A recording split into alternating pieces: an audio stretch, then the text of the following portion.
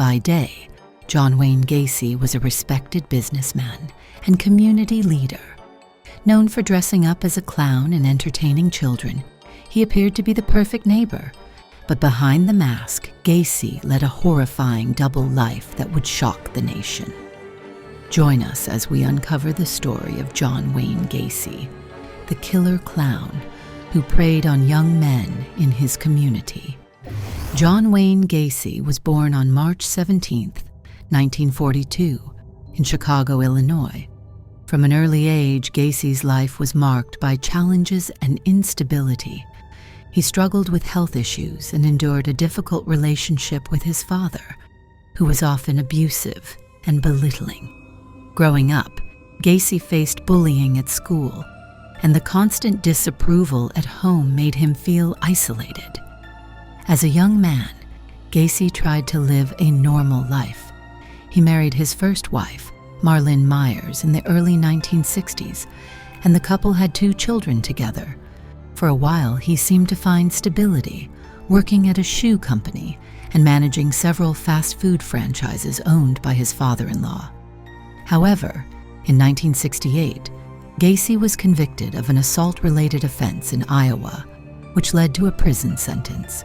He was released on parole after only 18 months of his 10-year sentence and returned to Chicago, where he reintegrated into society. Also of note, in February 1971, Gacy was arrested after another teenage boy accused him of assault in Chicago. However, the charges were dropped when the teenager failed to appear in court. Despite these troubling charges, Gacy managed to establish himself as a seemingly respectable figure in his community, setting the stage for the double life he would later lead. On the surface, John Wayne Gacy appeared to be a model citizen. By the 1970s, he had started his own construction business, PDM Contractors, in the suburbs of Chicago. He was known for hiring young men to work for him, a seemingly generous gesture that allowed him access to his future victims. His business allowed him to make connections within the community, and he quickly became known as a well-respected figure in his neighborhood. Gacy was also involved in local Democratic politics, even serving as a precinct captain. This role enabled him to participate in community events and local fundraisers, and he became known as a dedicated community organizer. In 1978, Gacy attended an event where he was photographed with then First Lady Rosalynn Carter, a chilling image, considering what would later be revealed about his crimes. Despite a criminal record, Gacy had passed security screening to be near the First Lady, wearing a lapel pin that indicated he had been vetted by the Secret Service. In addition to his political activities, Gacy performed as a clown at events and children's parties, using the personas Pogo the Clown and Patches the Clown. This role became his signature, adding an eerie layer to his public image as a friendly, entertaining figure. Friends and neighbors saw him as a sociable, helpful man, someone they could trust. But as we now know, Gacy's respectable life was merely a cover for his unimaginable crimes.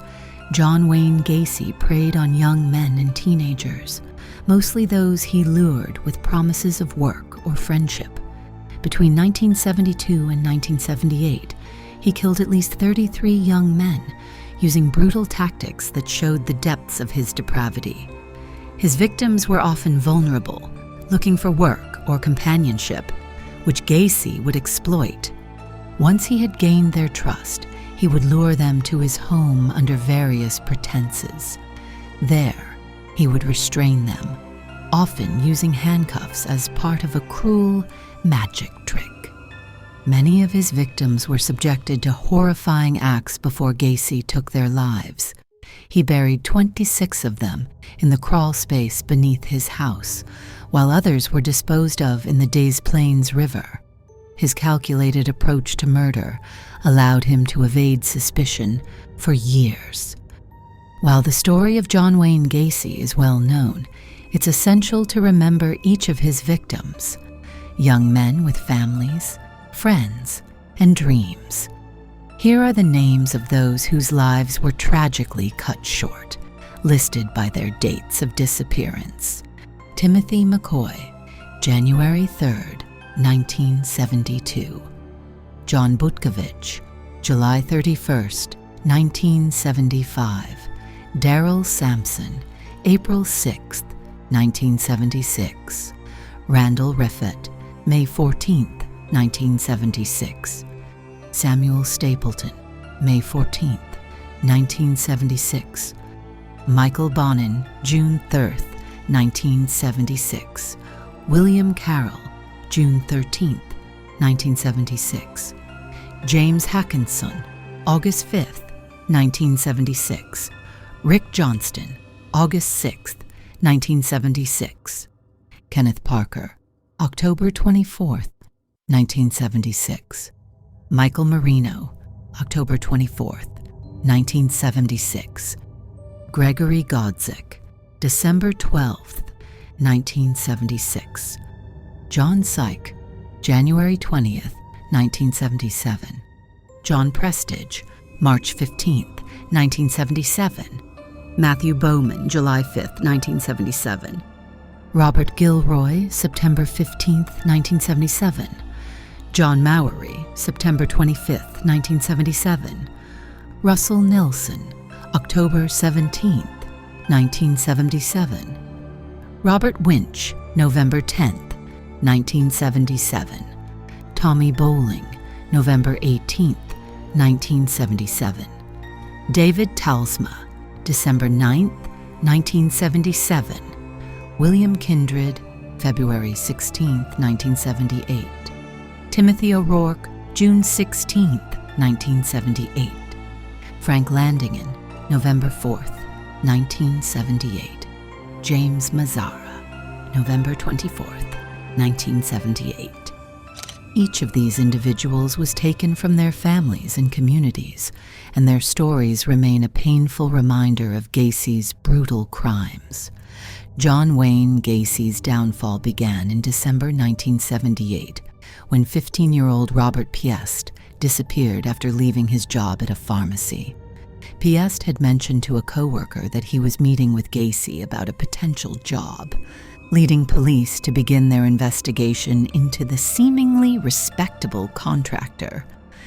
As investigators looked into Gacy's background, they uncovered disturbing connections to other missing young men.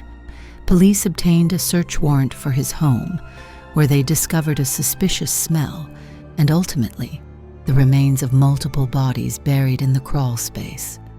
Gacy's arrest came quickly, and with it, the horrifying truth about his actions finally came to light.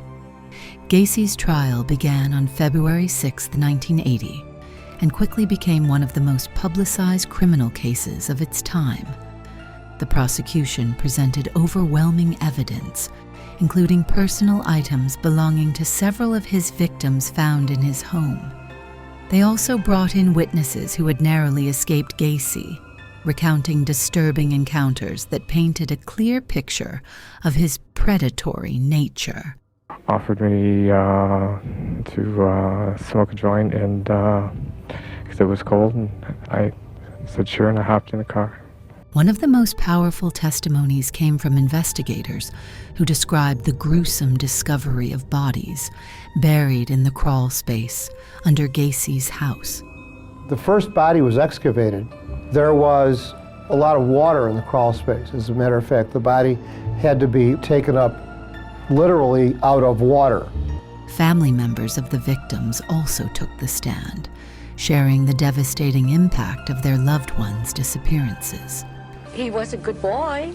I'd spend anything to find him. I really would. And I think every mother would. It's just not me. I'm sorry for everybody else. Gacy's defense team attempted to argue that he was insane, claiming that he was not responsible for his actions. We have a shot of all of the victims together here. I have no recollection of any of them. Never met them. However, the jury was unconvinced. Gacy's calm and calculated behavior during the trial, as well as the premeditated nature of his crimes, led them to believe he knew exactly what he was doing. On March 13, 1980, after only 2 hours of deliberation, the jury found Gacy guilty of 33 counts of murder. He was sentenced to death, marking him as one of the most prolific serial killers in American history.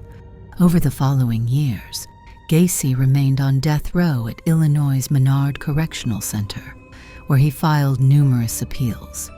He even tried to claim that the bodies found under his home had been placed there by others without his knowledge, an assertion that authorities dismissed as yet another attempt to evade responsibility. Despite his appeals, Gacy's death sentence was upheld.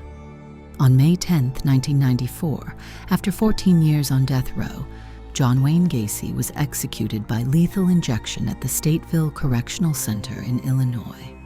In his final moments, Gacy reportedly showed no remorse, and his last words were chillingly defiant. "You'll kiss my ass."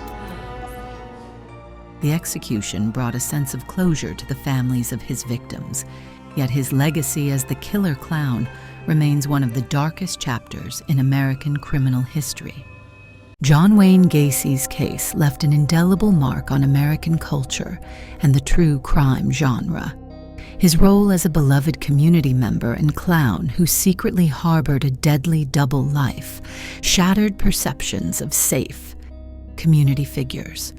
The unsettling image of Gacy in his clown costume became symbolic of hidden evil, haunting the public long after his capture. Gacy's story has since inspired books, documentaries, and media portrayals, forever cementing him as one of the most notorious serial killers in history. His life serves as a dark reminder that appearances can be deceiving and that trust can sometimes be a dangerous illusion. John Wayne Gacy's story is a haunting reminder that evil can lurk in the most unexpected places. What are your thoughts on the terrifying double life of John Wayne Gacy? Let us know in the comments. If you want more in-depth true crime stories, don't forget to like, subscribe, and hit the notification bell. Until next time, stay curious and stay safe.